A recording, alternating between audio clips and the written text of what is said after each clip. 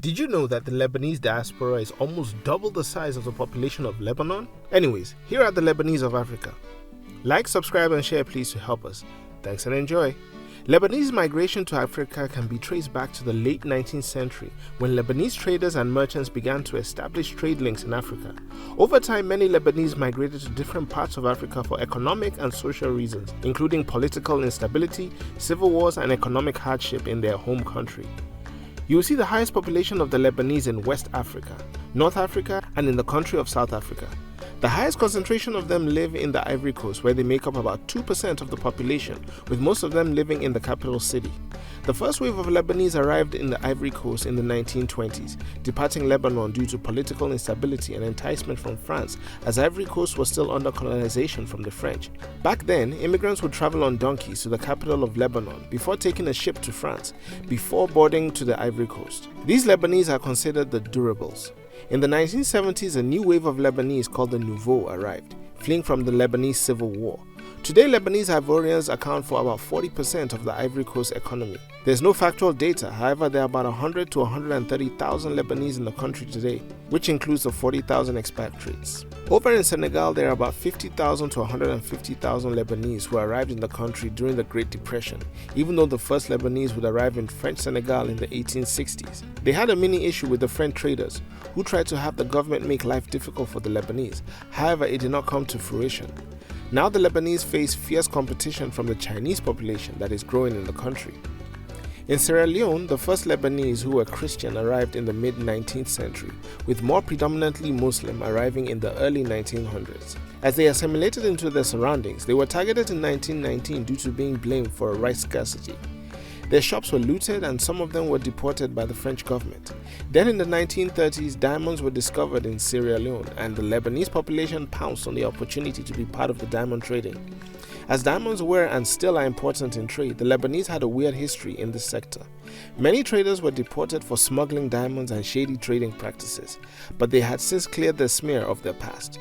Today there are about 5,000 Lebanese in Sierra Leone, a very small number compared to the other West African nations. In the nations of Ghana and Nigeria, the Lebanese population is also significant, but not as much as Ivory Coast and Senegal. However, they play a significant role in the economies of the countries.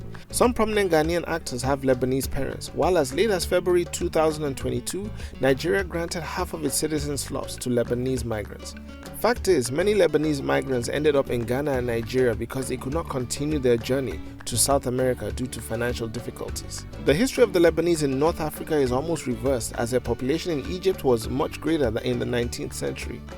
The Lebanese population reached about 130,000 during the Ottoman Empire. However, in the mid-20th century, the population declined due to the political and economical instability of Egypt. Nationalization policies targeted foreign businesses, and then during the Arab-Israeli conflict in 1948, many Lebanese were viewed as sympathizers to Israel, in a country that was against Israel.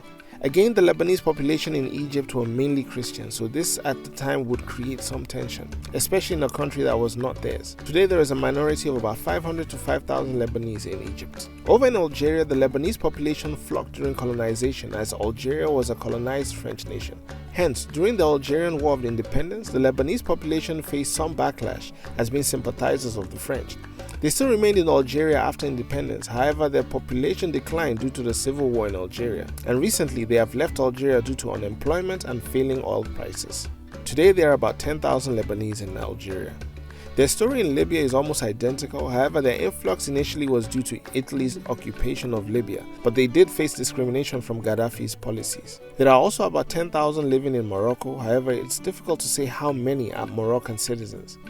Down in South Africa, the Lebanese community has been living in South Africa prior to apartheid.